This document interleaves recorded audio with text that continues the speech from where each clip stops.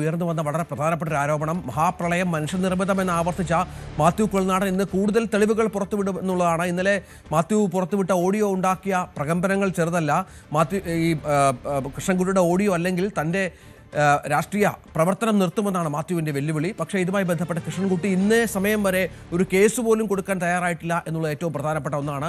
Mathew Thomas ആകട്ടെ ഇതുമായി ബന്ധപ്പെട്ട് കൂടുതൽ പ്രതികരണങ്ങൾക്കും തയ്യാറായിട്ടില്ല. കൂടുതൽ രേഖകൾ ഉണ്ടെന്നും സമയബന്ധിതമായി പുറത്തുവിടുമെന്നുമാണ് ഇപ്പോൾ കുഴൽനാടൻ പറഞ്ഞു വെച്ചത്.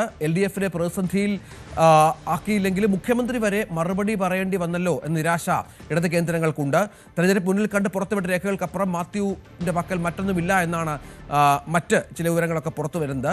നവമി ദിനേശുണ്ട്. നവമി, മാത്യുവിൻ്റെ പക്കൽ കൂടുതൽ രേഖകൾ ഉണ്ടെങ്കിൽ അത് പ്രതിസന്ധിയിലാക്കും LDFനെ, സംശയമില്ല. കാരണം കേരളത്തെ നേരിട്ട് ബാധിച്ചൊരു വിഷയത്തിലാണ് ഒരു മന്ത്രി, ഇപ്പോഴത്തെ മന്ത്രിയും പഴയ മന്ത്രിയും കുറ്റപ്പെടുത്തിക്കൊണ്ട് പറയുന്നത്. അത് വളരെ കൃത്യമായി തന്നെ ഓഡിയോ സംഭാഷണത്തിൽ വ്യക്തമാകുന്നുമുണ്ട്.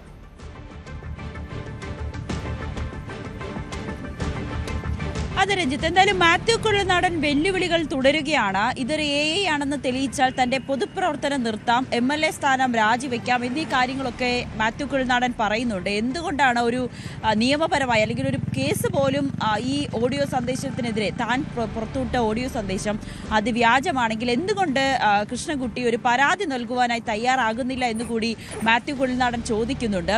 ഇത് AI അല്ല എന്ന് തന്നെയാണ് മാത്യു കുഴൽനാടൻ പറയുന്നത്. ഇത് കൃഷ്ണൻകുട്ടിയുടെ സന്ദേശം തന്നെയാണ് എന്നുറച്ച് തന്നെയാണ് മാത്യു കുഴൽനാടൻ പറയുന്നത്. പക്ഷേ മാത്യു ടി തോമസ് പറയുന്നത് താൻ എന്താണെന്ന് പൊതുജനങ്ങൾക്കറിയാം. അത് അന്നും ഇത്തരത്തിലൊരു ആരോപണങ്ങൾ പുറത്തു വന്നിരുന്നു.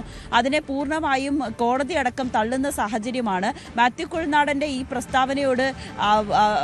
പ്രസ്താവനയെ പൂർണ്ണമായും തള്ളുകയാണ് മാത്യു ടി തോമസ്. പക്ഷേ കൃഷ്ണൻകുട്ടി പറയുന്നത് ഒരു AI ആണ് എന്നതിനപ്പുറത്തേക്ക് അദ്ദേഹം ഇതിലൊരു നടപടി സ്വീകരിക്കുവാനോ ഇതിൽ കൂടുതൽ വിശദീകരണം നൽകാനോ ഒന്നും തന്നെ തയ്യാറായിട്ടുമില്ല.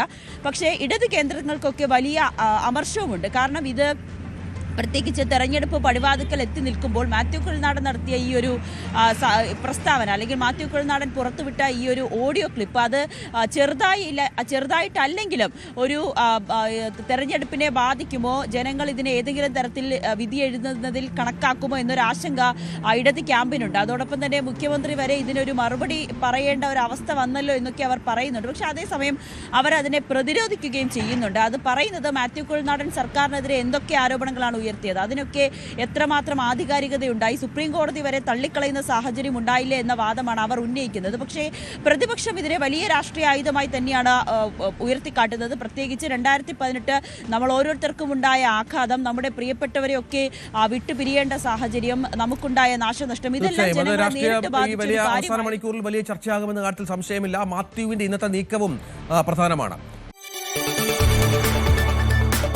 കൂടുതൽ വാർത്തകൾക്ക് News 18 Keralam YouTube channel subscribe ചെയ്യുക.